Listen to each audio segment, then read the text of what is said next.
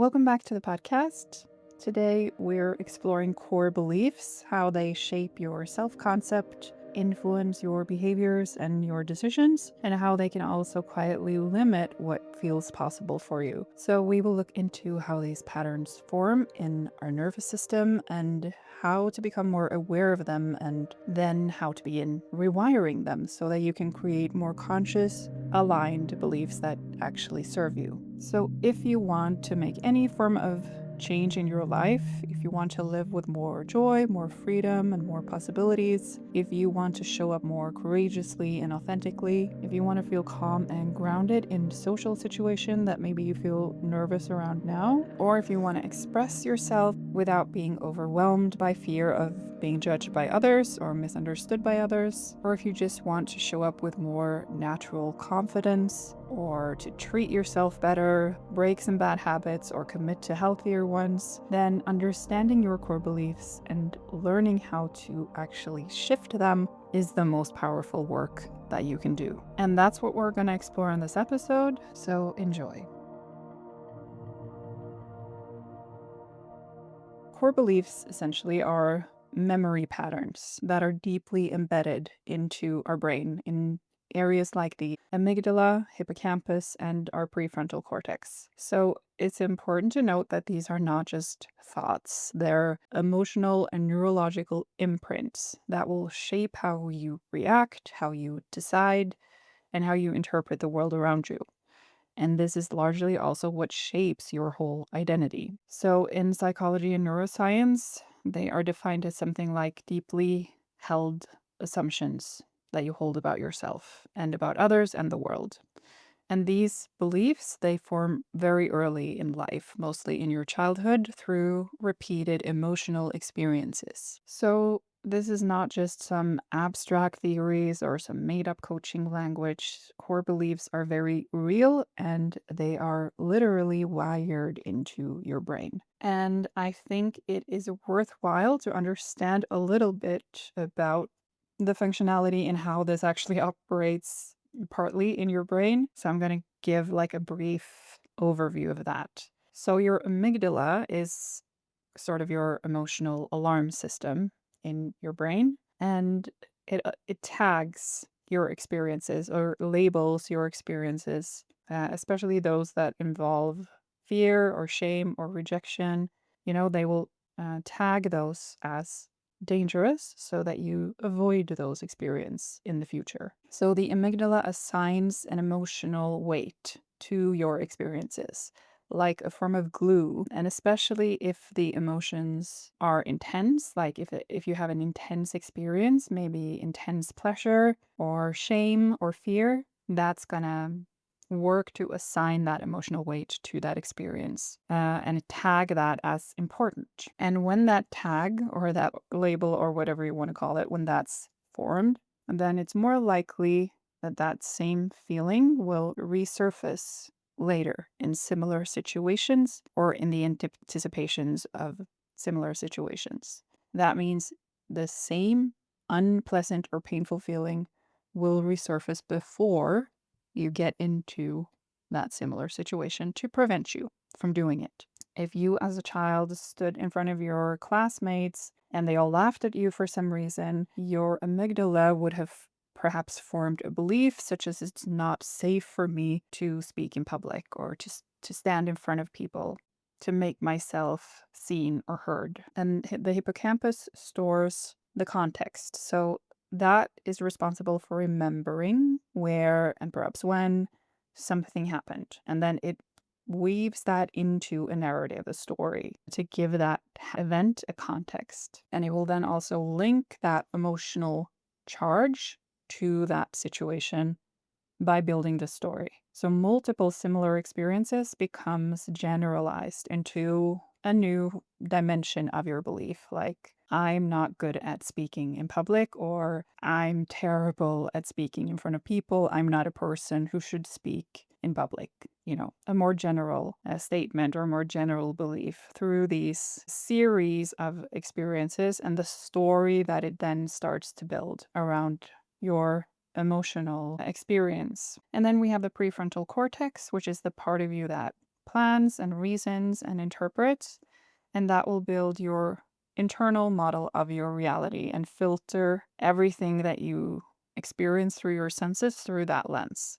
So that's the part of your brain that builds your interpretation. So if you have an emotional experience, then it will create a model. And that model can be something like, in order for me to stay safe, I have to avoid attention, or I have to avoid making too much of myself, or taking up too much space, or being too loud, or being seen. And what it does further, which is really scary, is that it will then filter all the incoming information to confirm this belief. So combined, these brain regions will form then this predictive model that influences how you interpret reality. It's important to understand that this isn't, just relevant for people who have had a difficult childhood or who have experienced trauma. This is the same for every human being, but of course, those who've had more difficulties or experienced trauma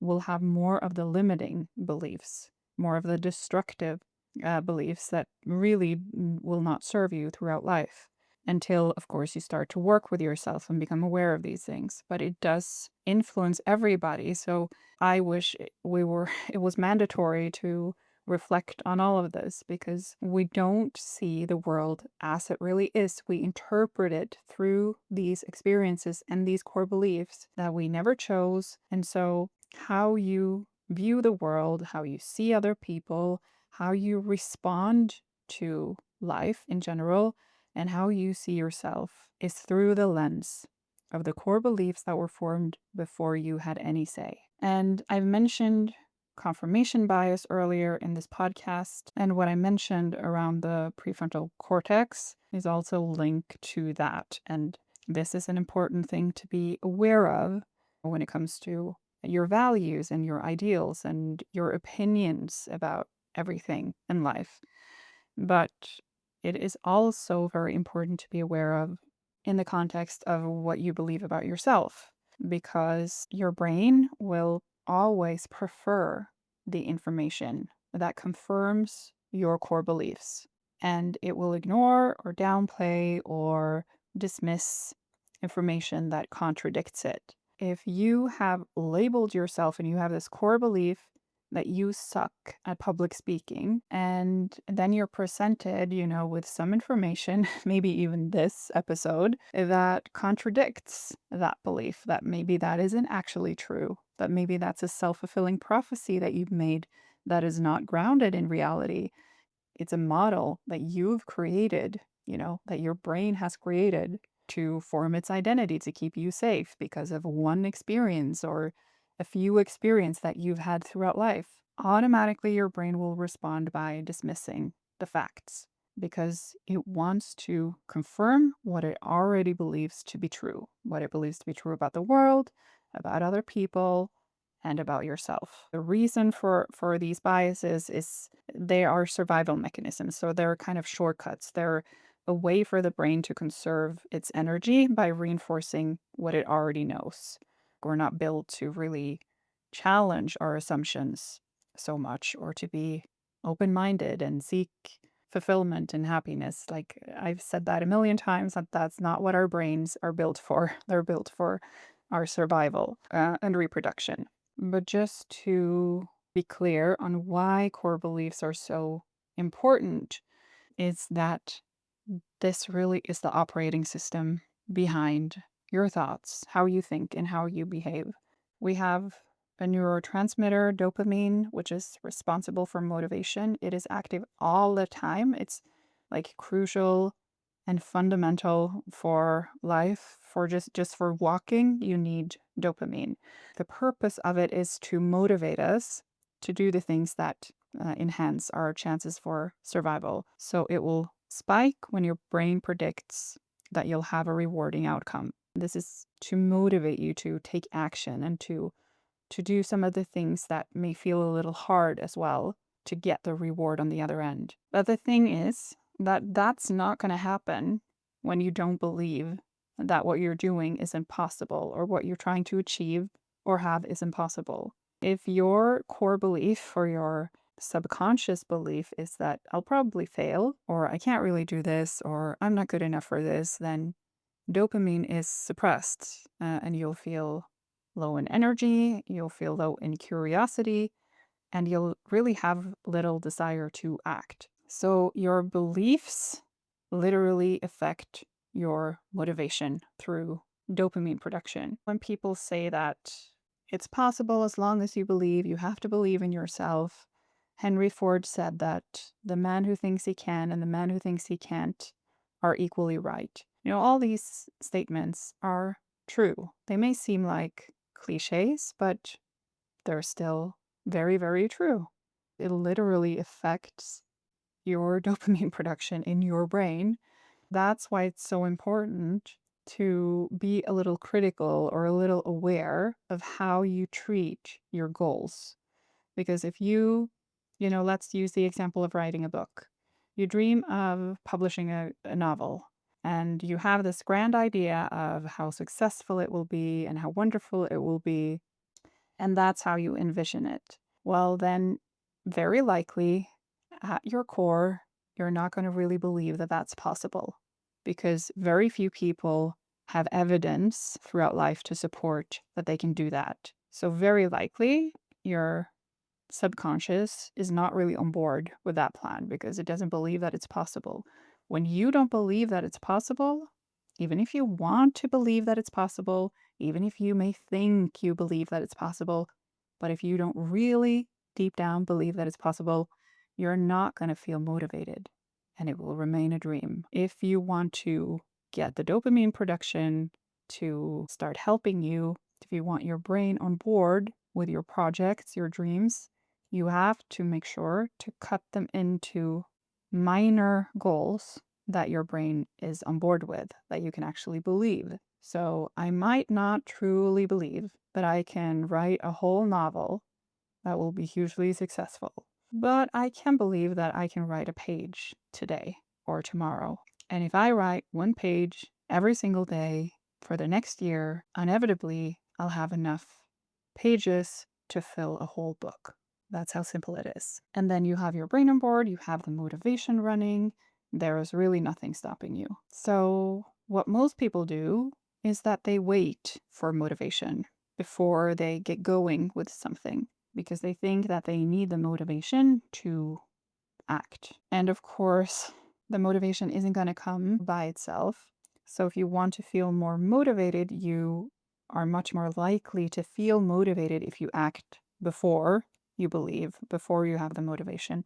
That way you can form new evidences that updates your belief.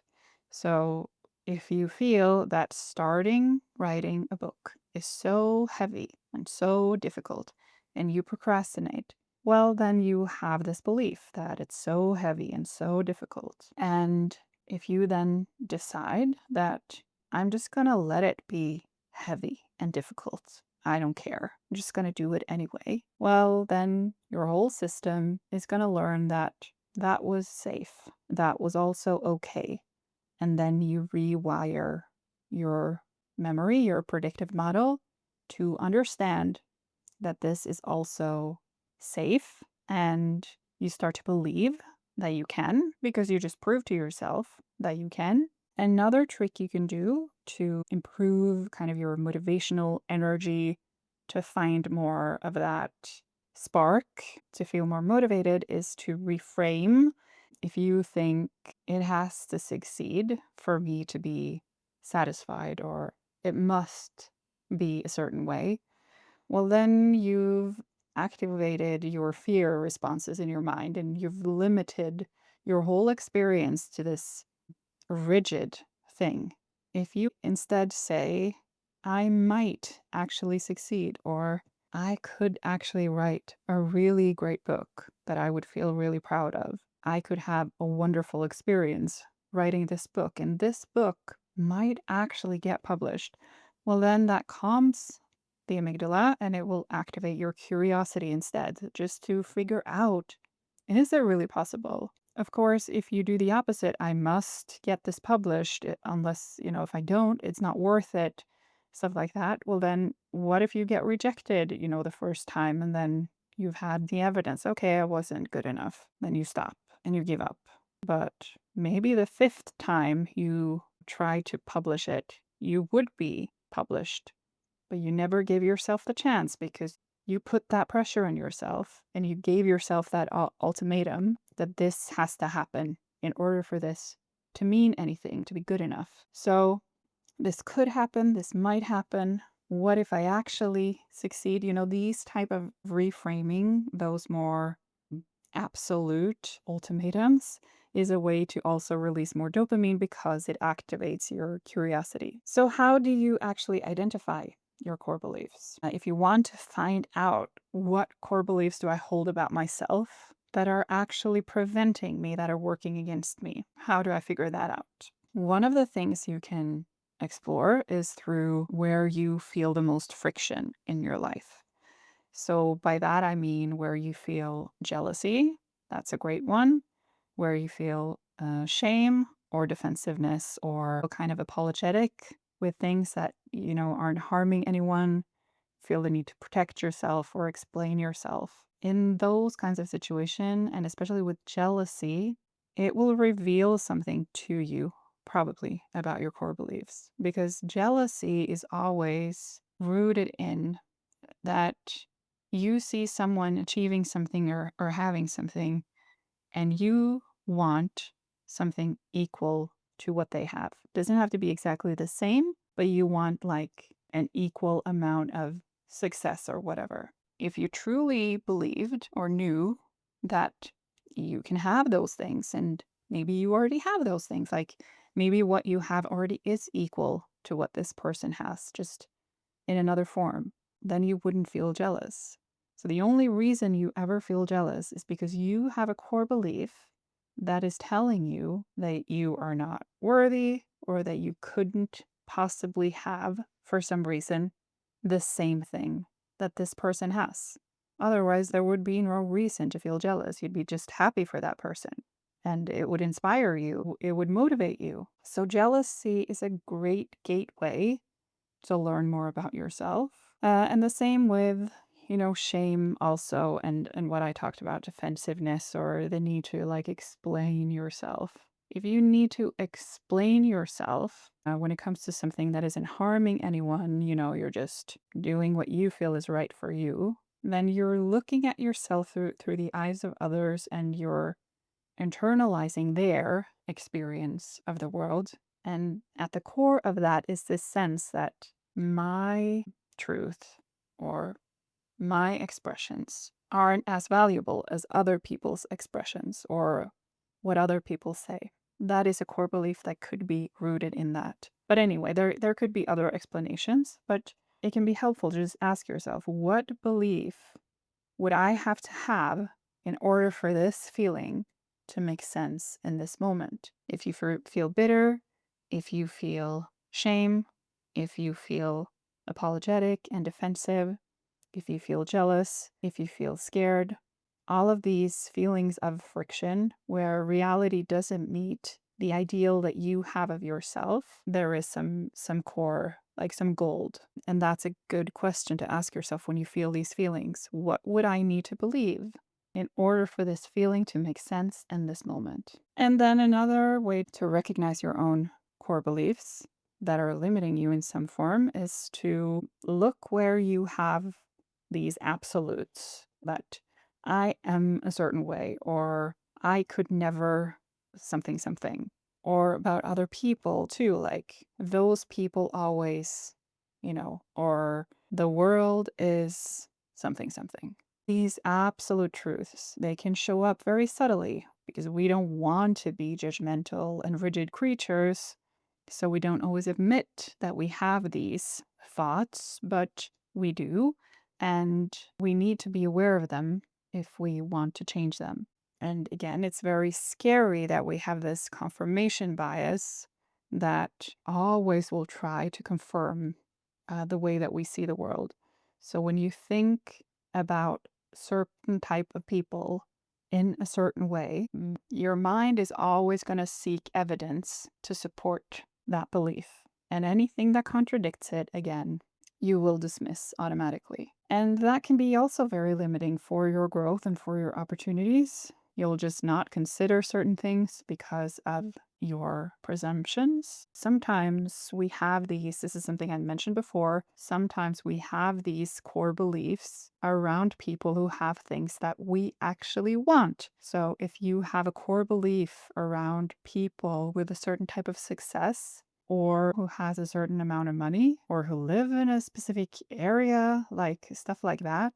There are so many weird things that yeah, it's just beyond comprehension how irrational we are. It's ridiculous, but that's how we are. Then the point is that if you then actually want to live an abundant life, to be financially free, like that's something that you really dream of, well, that is very unlikely that you're going to achieve that if you actually believe that having that means that you're a bad person. So, therefore, also, it's important to be aware of these things so that you can change them. Okay, so can we change them? Yes, we can absolutely change our core belief because the brain is always reshaping itself. It's forming, it's strengthening, it's pruning connection based on the things that you focus on and what you experience. And that ability is called neuroplasticity, which basically means that your brain is not a fixed thing. Every single thought and emotion and behavior will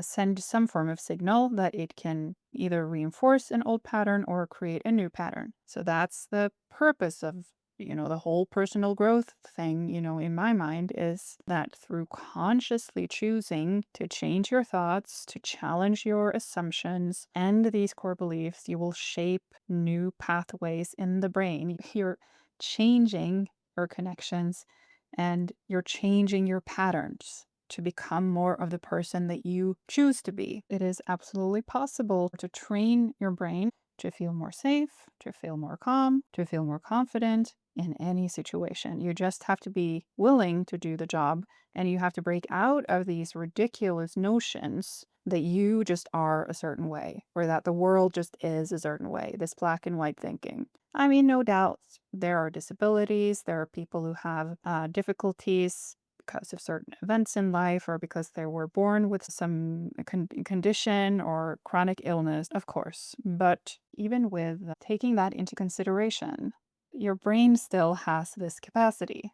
Some people are more limited in certain areas than others, but everyone has neuroplasticity and a brain that can be trained. So, how do you do that? How do you actually train your brain, reshape your patterns? They do that through new experiences that will feel a different way than they have in the past, that feels more emotionally safe. So, you need the awareness to notice what's happening to you. That's the most important thing. And then you need to be emotionally present with what you're experiencing.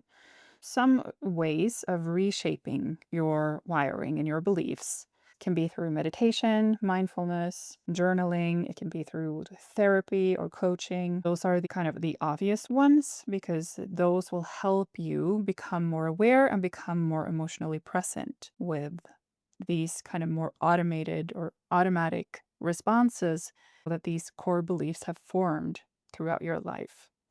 I talk a lot about releasing your blockages, the importance of emotional fluidity and emotional flow, and that is very connected to everything that I've spoke about so far, to this whole thing about core beliefs, because emotions are physical predictions.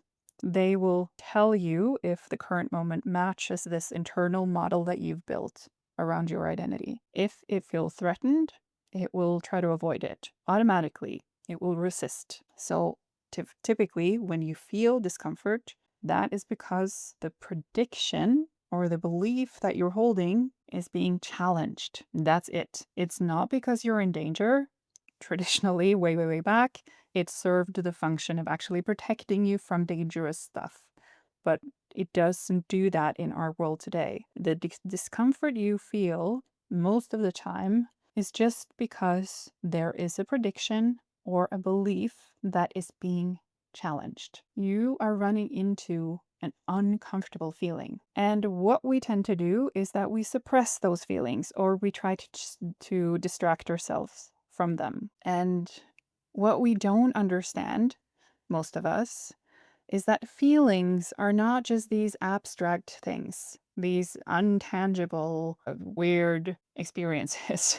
Emotions are physical signals that are generated by your nervous system, translating internal and external information to a felt experience. So, of course, the experience is very mysterious, but behind the experience, there is just a physical signal. We treat our feelings as though they were unimportant, as they weren't these physical things that we can just play around with them and do whatever we want with them without it having any consequences. I feel like most of people in this world, that's how they treat their feelings. Or if you broke your leg, you wouldn't just, that will just mend by itself. I'm just gonna just avoid that. I'm just not gonna think about that.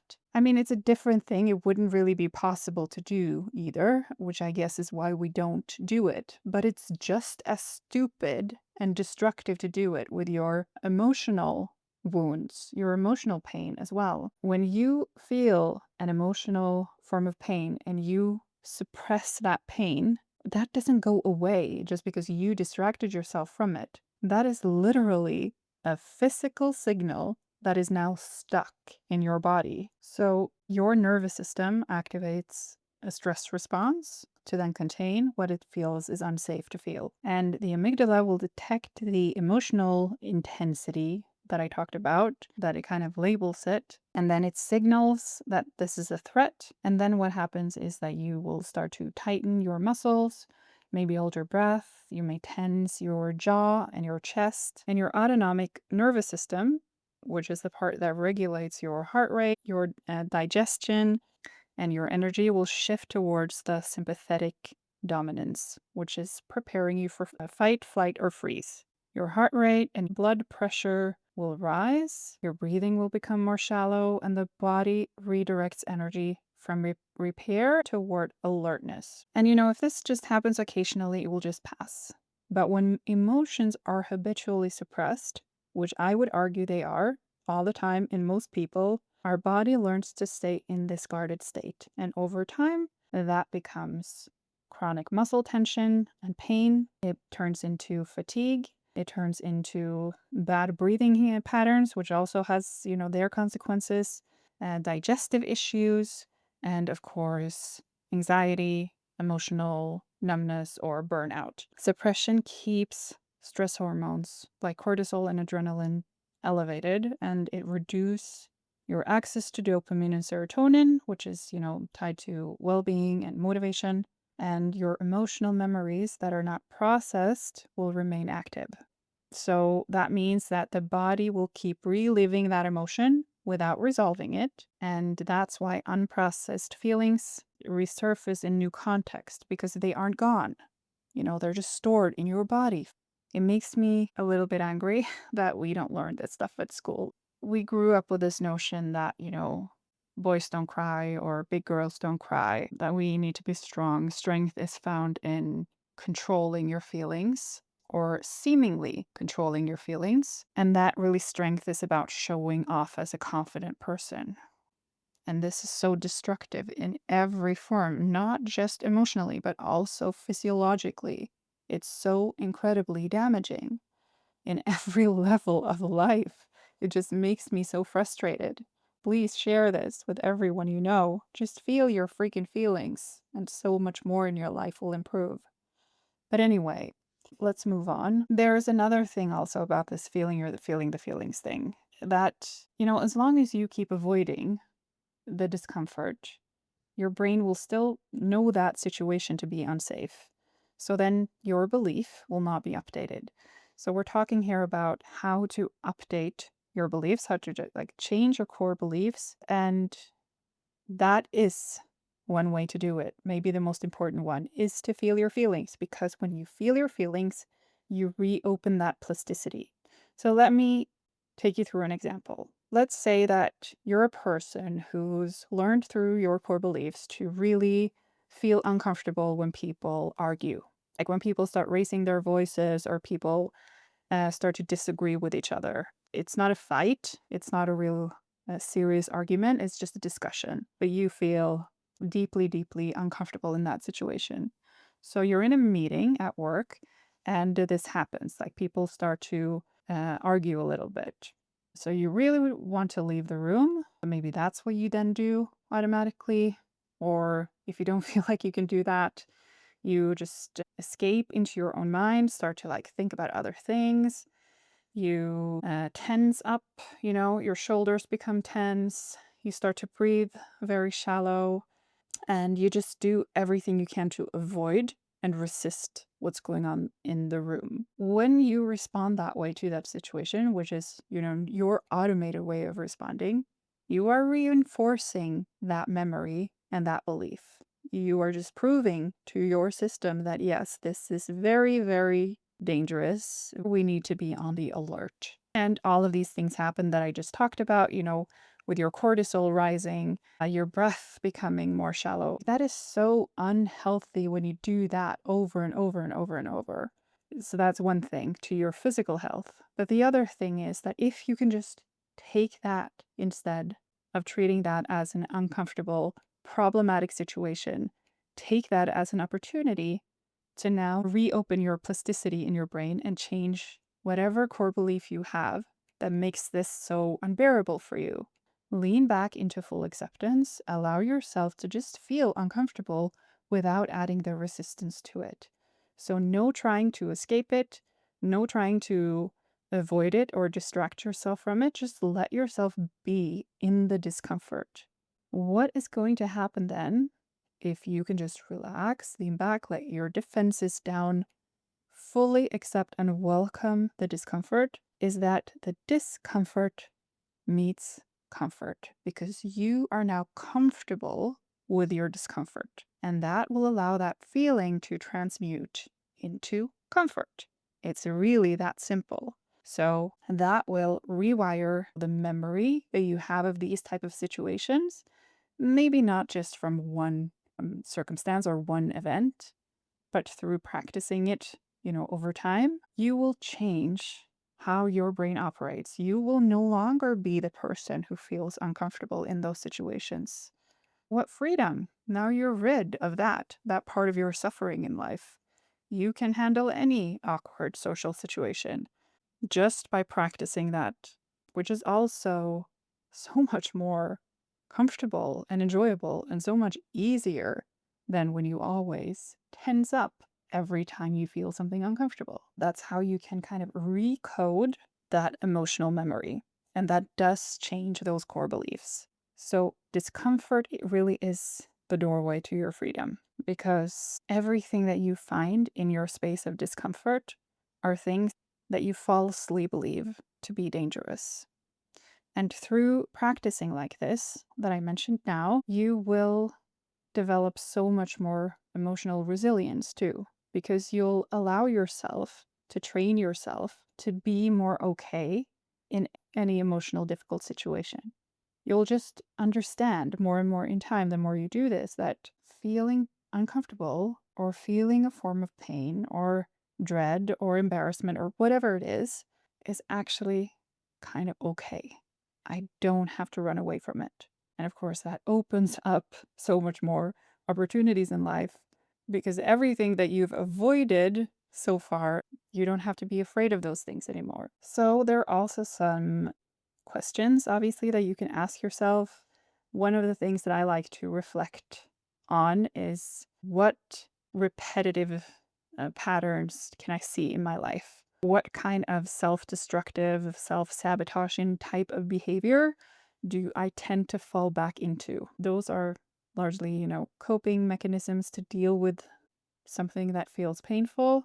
There you can find some answers to what you're actually afraid of and why you're afraid of these things has to do with your core beliefs. Another thing you can ask yourself is what was your general role as a kid in your family? What type of behavior or what qualities did people mostly give you credit for and acceptance and love for, and what were not allowed to be expressed or what was not so appreciated or accepted? Where did you feel that you have to really hold yourself back? Things like that. It could also be the case that you have an unstable childhood where if there's substance abuse or alcoholism and stuff like that, a parent can both be very loving and very good and then not so good. Have both a sadistic or very destructive side to them and then a very loving and compassionate side to them as well. And in that case, you may be holding a core belief around that it isn't safe to form relationships, or you can't trust when people care about you or love you. You don't want to become too attached because they'll always turn on you or something like that. Were you the strong one? Were you the funny one? Were you seen as weak and codependent? Or were you the high achiever type of person? We form these roles very much based on how other people perceive us and treat us through life. So often they're very random and we don't get to choose these roles. Without falling into the trap of becoming a victim and being too caught up in the details of like, why did this happen to me? Or why do I always struggle with this? I have to figure out exactly all the mechanisms, all the synergies, what happened to me, what people did to me. There is value in understanding parts of this, the main parts of this, but you also have to come to terms with that you will never know everything. You will never find out every single thing that formed your core beliefs because it's so complex and no one in your life will be able to remember every single thing that you experienced and you won't either. And we just have to also find peace with that why this happened can be valuable sometimes to know certain things just to get some understanding of yourself. But it can also be a huge distraction and it can become this thing that becomes a new form of, self-sabotaging behavior if that becomes your goal of finding out the why and then blaming other people for your life. The moment you blame external circumstances or other people, even though you're right to do so, like even if that is true or there is some truth to it, it doesn't help you to do that. Because the moment you do that, you've given away your power. If other people are responsible for your life, then how can you create a better one? Then you're dependent on other people then to give you a better life, and that's not going to happen. So focus on yourself. Focus on your core beliefs today, what you actually believe about yourself. We all built this prison to ourselves of our own identity and our core beliefs, and we're all trapped in there until we decide to do something about it. I always return, like everything comes back to this philosophy of releasing your blockages, basically just releasing your feelings without falling into the trap of becoming a victim, going into these spirals of despair and self-pity, because that's not what I'm talking about. That is something else. It can happen, but that's not a release. And release is not made either when you're drunk or when you're high. All you're learning your system through doing that is that you need some form of substance for you to connect with the difficult parts in you. So it's not through substances, it's not through becoming a victim, and it's certainly not through blaming others. But emotional release is just this simple idea that every time you feel discomfort, which it can be just feeling annoyed or irritated, person looking at you the wrong way, or the weather is terrible that day, just notice every time you have these feelings that they are an opportunity for your growth and to rewire your core beliefs. Because through experiencing your own emotions and welcoming that discomfort, you shift the labels that you've put on certain type of events or certain type of people or certain type of actions from being dangerous and unsafe and unwanted to be completely okay. A lot of people go through this work that I've described, with emotional release in different ways. You can do it through therapy, through the realms of psychology. You can do it through learning more about neuroscience and think about it in that form that I've explained it here. But then there's also the traditional way of describing the same thing. And one example of that is what is called samskaras. Long before neuroscience and long before we had these understandings of what core beliefs are. Ancient spiritual traditions already had a notion and an understanding of something that is at least very, very similar to that. So, in yogic philosophy and many Eastern traditions, these imprints, these emotional imprints that I talk about, that I call blockages or unresolved emotions or suppressed emotions, are called samskaras. And samskaras are these impressions, subtle impressions that are formed by our past experiences that are charged with emotion. So samskaras are said to reshape your thoughts, to your desires, your reactions, and your patterns of behavior. And while they're not described as being stored in the brain, but more in your body or your mind, the concept is very close to what science described today as these neural pathways that are formed by these repeated emotional experiences. So just like modern psychology sees belief patterns as predictive models that are built by the brain, these traditions saw samskaras as the pathways in consciousness that will keep us looping through the same experiences again and again. And then when they're brought into our awareness, we can release them. And the reason I find the spiritual path so necessary to bring in for me personally, it doesn't have to be that way for everyone, but for me personally, is this extra layer that, because in psychology, we define the person, like who you are, as the psyche, as the personality.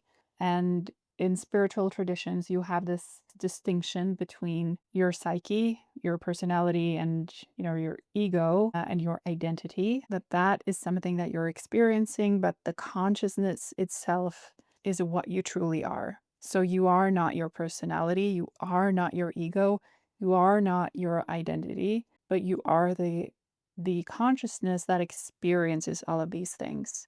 So what feels like you is just a pattern, like a filter through which you see the world. But that real freedom is to stop identifying with those patterns. So through psychology, for me, it hits this blind spot, this place where I feel like it doesn't touch on the deepest truths and those more profound dimensions to our experience.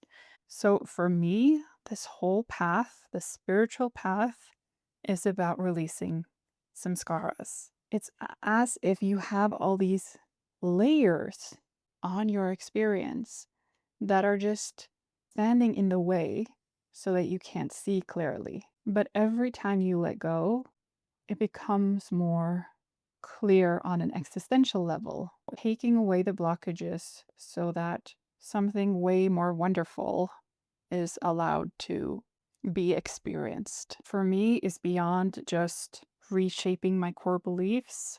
I don't want to identify with my core beliefs, and I don't identify with my identity. I don't want to live in that illusion of identity, because we know that there is no self in that form, at least not that we can find scientifically. Our brain builds our identity, it forms our identity to make life feel stable.